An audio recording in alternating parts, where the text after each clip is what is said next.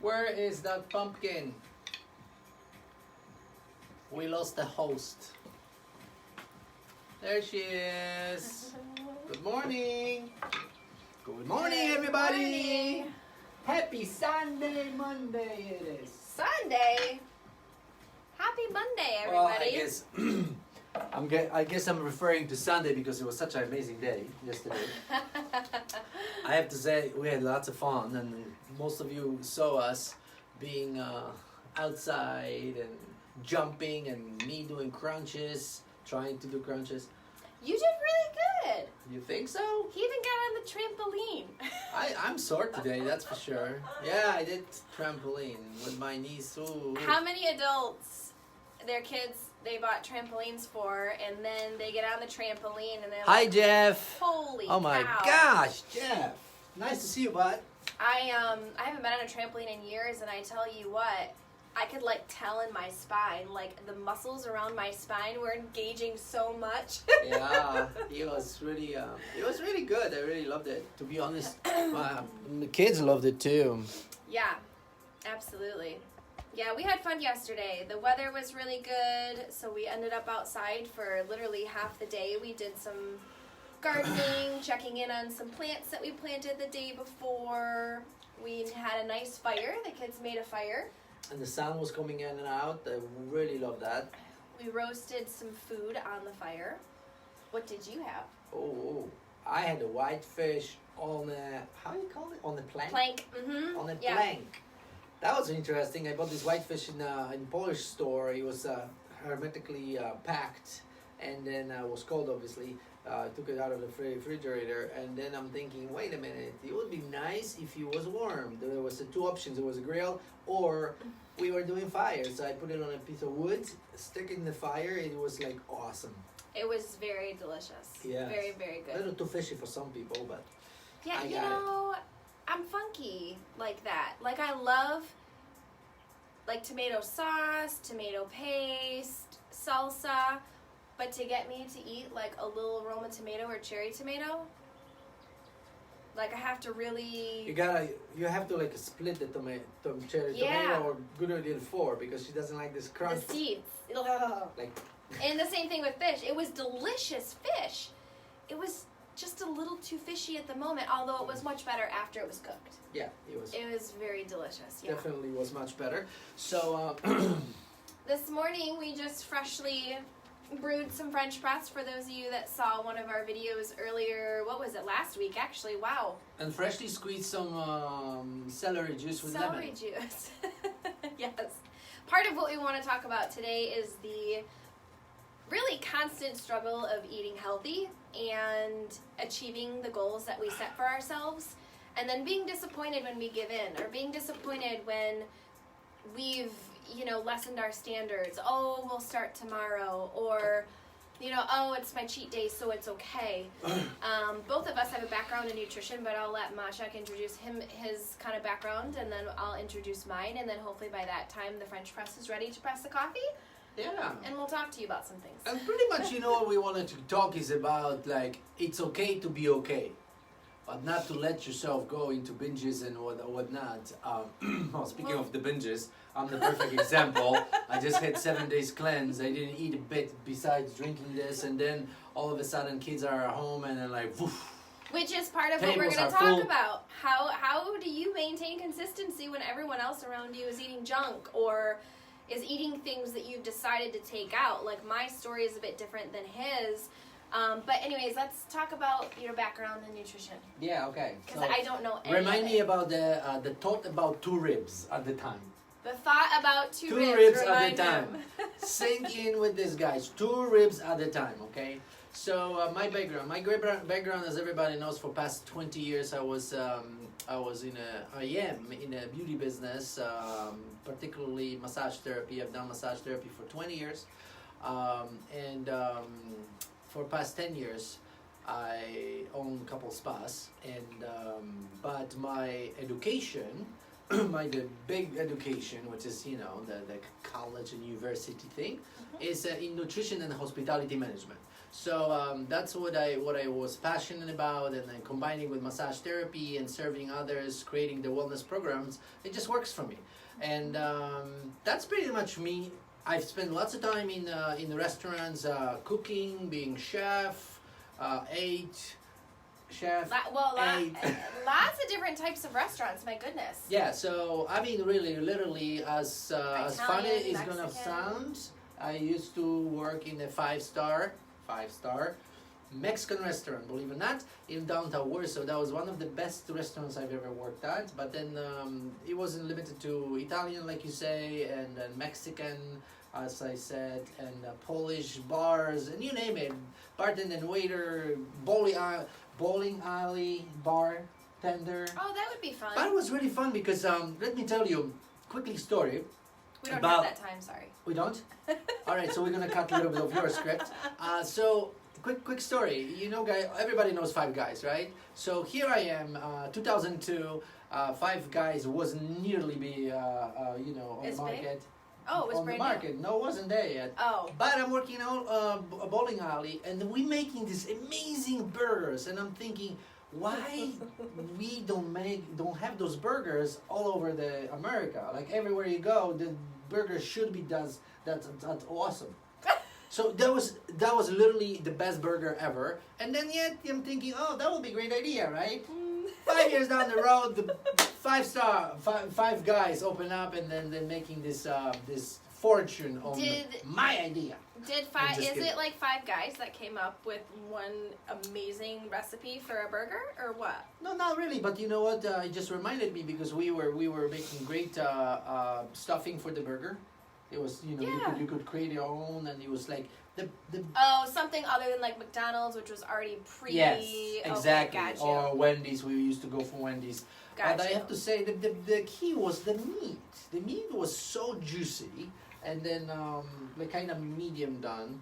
But nevertheless, I could have been an owner of Five Guys. Instead, he's just in the spine. Yeah. Hi guys, Paulina. Let me say hi to everybody. Patricia, Paulina. Hi Megan. Good to see you. Awesome. Tomek Bak. Rybak. Alright, dzień dobry. Jenna, dzień dobry. Artur, dzień dobry. Dzień dobry, dzień dobry, dzień dobry. All of you awesome people. Dzień dobry. All right, thanks for joining us. Just to refresh the memory, we're talking about healthy way of living, how to stay true to your path of, and how to design really healthy diet, and what does it mean, and what are the tricks out there, how to be good all the time, not only just here and there. And then, with that said, that's me, Maciek, and then let's talk about Jennifer. So, as soon as we start hearing Jennifer's story, I think I'm gonna go and do a couple projects. I come back. No, mine's actually Hey, shorter than yours. I'm I'll be gonna quick. give an introduction. Jennifer is a young entrepreneur that joined Spa Mariana 2 years ago. I fished her out of the yoga festival somewhere down deep Michigan north, and then it turns out that this young girl is very talented. She has a background in the business, owning her own business, and being private chef and yoga instructor, and you name it. She's done it all. So I'm very happy to have you on the team. And then I better go on the ahead. block. Well, thank you so much. You're What welcome. an introduction. So yeah, like he said, I've been in the health and wellness industry literally all my life. I watched my mom work out as a kid, and she kind of set the tone and path for me that health is very important, and if you don't have health, you really don't have wealth. And so I watched her as a young child, and it kind of stirred up some passion in me. So the second I graduated high school, I got certified to be a personal trainer, and I was going to a school on the west side of Michigan, Grand Valley, in corporate wellness, and that is where I realized I did not want to work for corporate. At the same time, I was cooking my little heart out, and I realized that I had a sensitivity to gluten. As personal trainer, I knew lots of other personal trainers. At the time, I was actually working for a holistic chiropractor. So there was one gym that I was working at where we had kind of a business to business. I was working with this trainer, and he said, you know, how cool would it be if you started cooking for my clients? At the time, I was, you know, posting a lot of gluten-free recipes, and people were really giving me great feedback. So long story short, I ended up kind of being a self-made chef, didn't go to culinary school. I didn't have quite the experience that he did in the restaurants. I did work in a restaurant, and ironically enough, I was so mesmerized by the chef, and I would always sit there as a waitress, and I would watch how the chef was making the food. And growing up, I watched Cooking Channel all the time. I would actually stand next to my mom in the kitchen, and we would just kind of talk, and I would just watch her prepare our food growing up. And that's how I learned how to cut vegetables. That's how I learned how to cook, was by watching my family and watching the chefs when I was actually in the restaurant industry. And I was really passionate about reducing inflammation in the body with everything that I was reading. And while I was the private chef, or while I was cooking, shall I say, I was also an aerobics instructor. So I did that full time, but then, you know, as you start developing your brand and business and it started to grow, I didn't have time to teach classes and do personal training. So for the last 5 years, I was a private chef, and I had many different types of clients, and we really looked at reducing inflammation, rotating proteins and vegetables, so you didn't actually have the sensitivities to consuming the same types of food. And it was really kind of cool because I had a doctor in Grand Rapids, and he actually said he used my services for about 2 months, and then he finally said, you know what, Jennifer? He goes, you've actually inspired me to start cooking again. And I said, you know what? That is probably one of the best reasons I would ever let a client go, is if it was to better themselves and to actually start being more proactive in their life in cooking. So that was really cool to be a part in that, a part in his life. So long story short, somehow I ended up in the spa industry, which I absolutely love. But yeah, there's lots of different, you know, levels of nutrition. There's lots of levels of lifestyles and goals and where we want to go. I'm a huge advocate that it's a lifestyle, it's not a diet. And the one thing that I like to educate people on is it's not about the same lifestyle throughout your whole life, because when you're 18, your nutritional needs are different because your activity level is different. What your body needs then isn't the same thing that you're going to need at 30. It's not the same thing that you need at 45. And so at one point in your life, you might be completely vegan and you've eliminated meat and it is working very well for you, but then you might hit this wall where, and it's happened with a lot of people who are vegans, where all of a sudden they need meat in their diet again. And so if there's one thing that I could start the conversation of nutrition is don't ever cross a lifestyle, aka diet, off the list, because you never know when you will need a little bit more protein or when you will need a little bit less protein. Our bodies are ever changing, just like our cell turnover, just like, what else changes as we get older? Oh, good. Our metabolism, like it's revolving. Libido's changing. Hopefully it goes up as we get older, right? Yeah, if you shoot some testosterone to yourself. Okay, good. Jennifer, thank you for sharing. Jennifer is very modest. She forgot to mention to you guys that she got certified in traditional Thai body works, which I really like. And I really love about her being a chef and nutritionist, the way that she pairs the food with the organs. So you forgot about that very important part. True. I was always, kind of fascinated how it works, and then so she's an expert on that. Foods and how to eat them, how to organize them, how to plan the stuff. To me, is planning. Planning is great because here's the thing. If you are going out there and then you're just trying to think, okay, I'm gonna eat healthy this week, that's a good set of mind. But if you're not gonna know what you're eating today for breakfast, tomorrow for breakfast, after that for lunch and whatnot, it can be frustrating. So it's better to sit down and create a plan for what we're gonna eat throughout the week. So essentially, what you're saying, to cut you off, my dear, is figure out your why, first of all. why is it that you want to lose weight? Why do you want to gain more muscle? Why is it that something about your appearance isn't jiving with what you want? Once you start to figure out your why, you can use the why when you have those moments of weakness. Oh, I just want to eat that bag of chips, or oh, I just want to eat those cookies, or oh, I just want fast food. If you can start off with your why, then you can start to develop, well, if I want to lose 10 pounds because, my clothes aren't fitting well, and when my clothes don't fit well, I don't feel well, then what types of foods shall you eat and not eat? You know what I mean? You should know enough about your body that when you eat something and you feel bloated, your body's probably not digesting it well. It's probably allergic or sensitive to that type of food. For him, he can cleanse and he feels great. For me, I just eliminate gluten and dairy and I feel spectacular.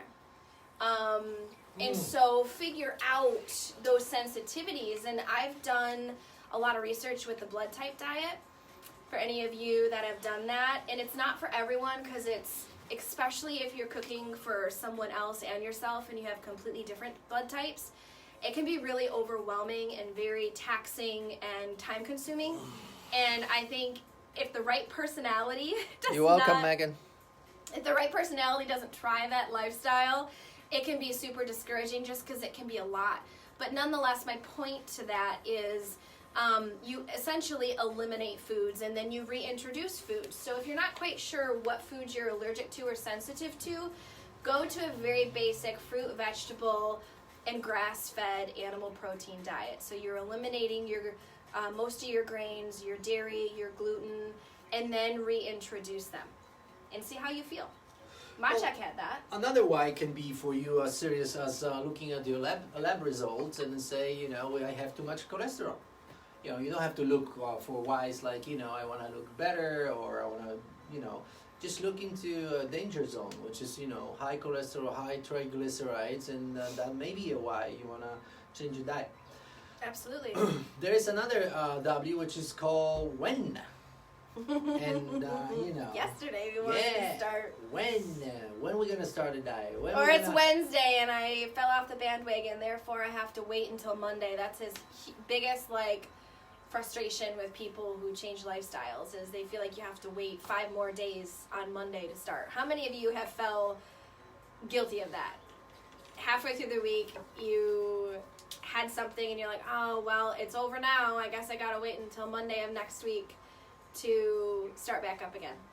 Any of you? Yeah.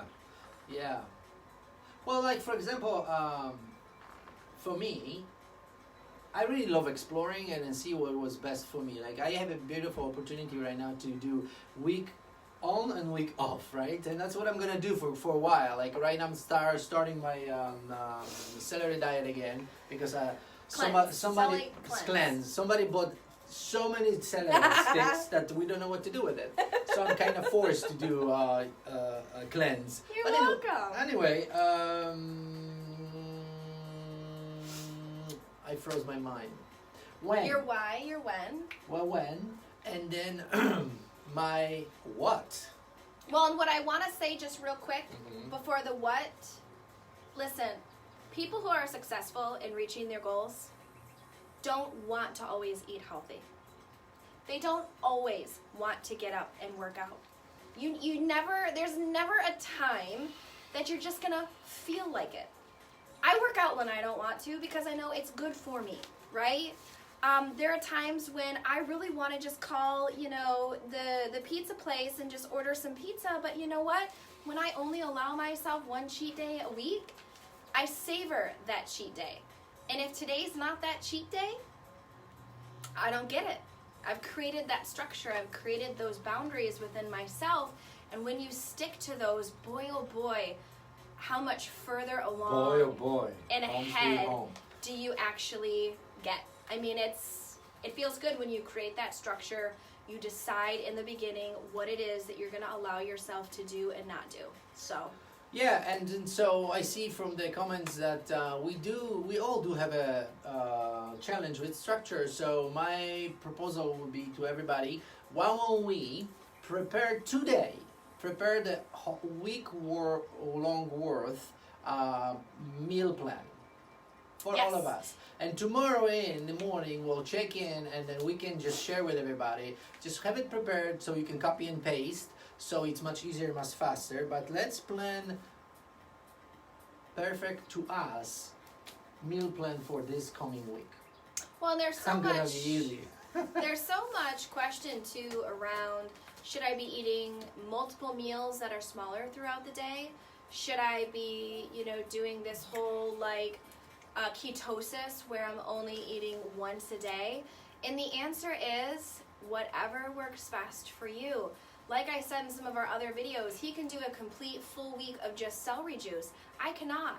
That doesn't mean I can't ever, but it's a little bit more difficult for me to get over the emotional and physical distraction of not chewing my food. For him, it's simple. For me, I can't, and that's okay. So, Yeah. So yeah.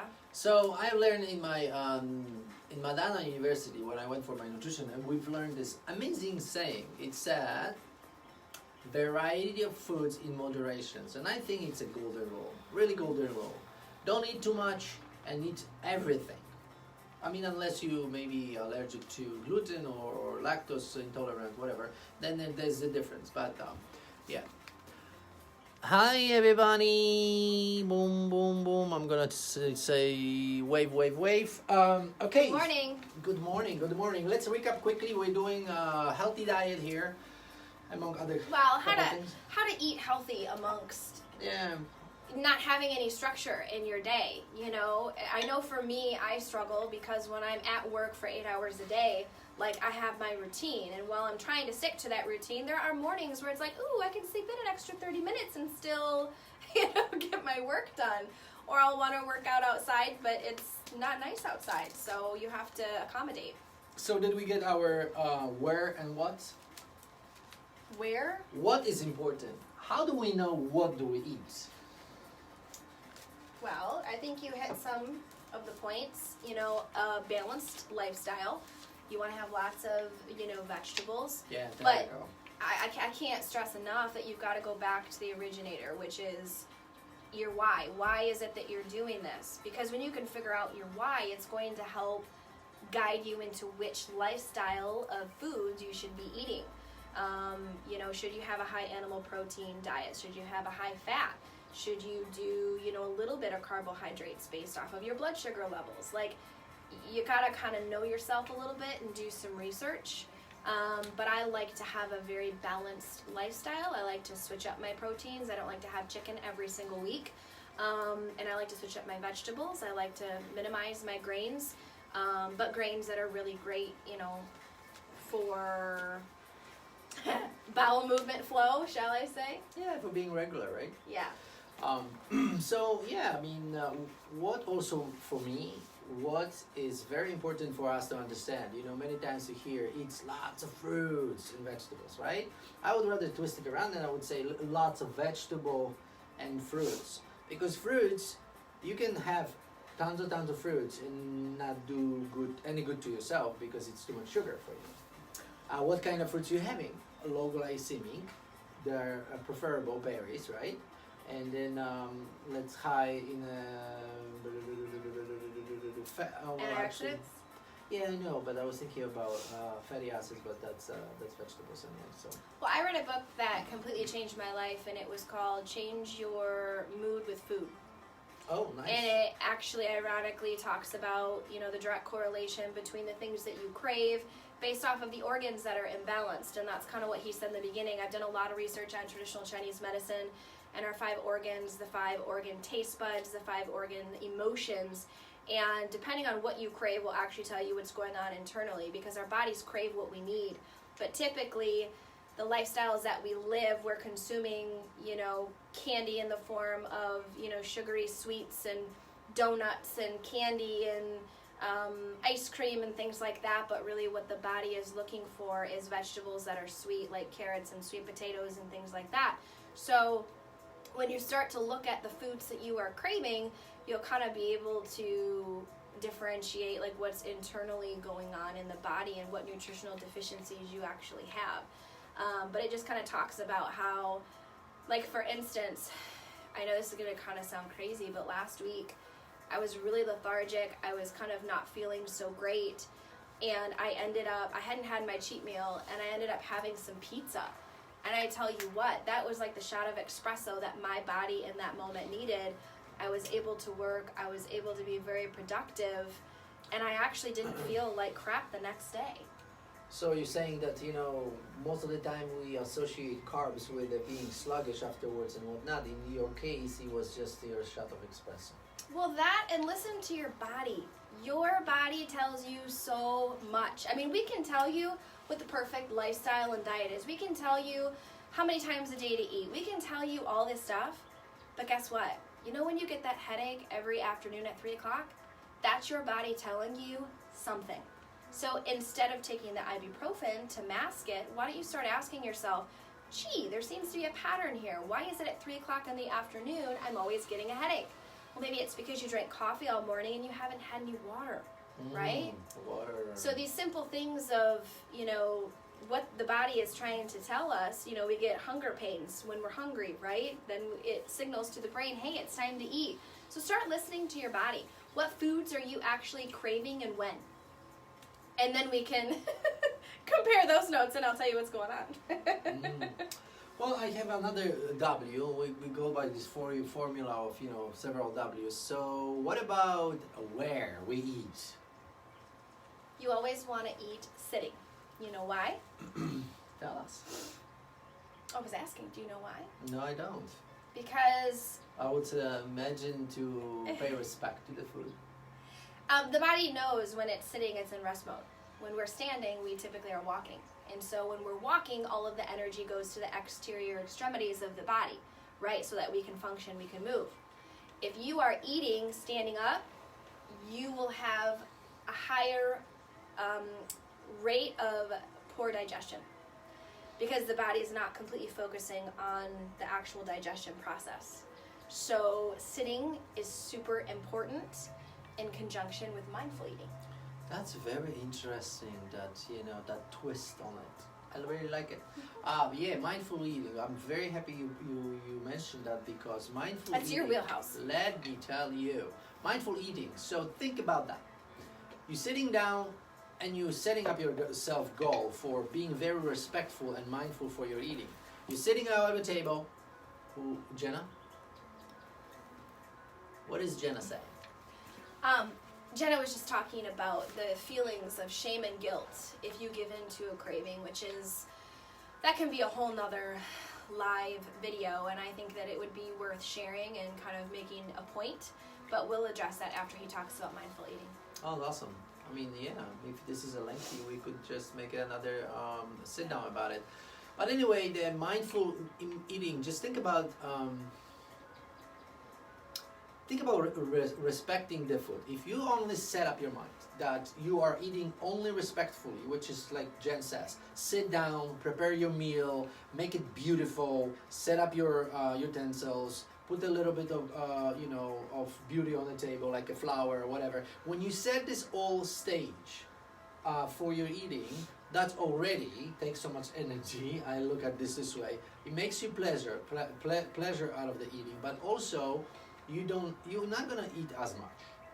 And why? Because if you're thinking about mindful eating, what does it mean and what it takes is each bite you take, you chew the food until it almost dissolves in your mouth. So it takes the water. It's supposed to be like 35 chews or something per bite. I remember my mom used to teach me that when I was a kid, and I'm like, yeah.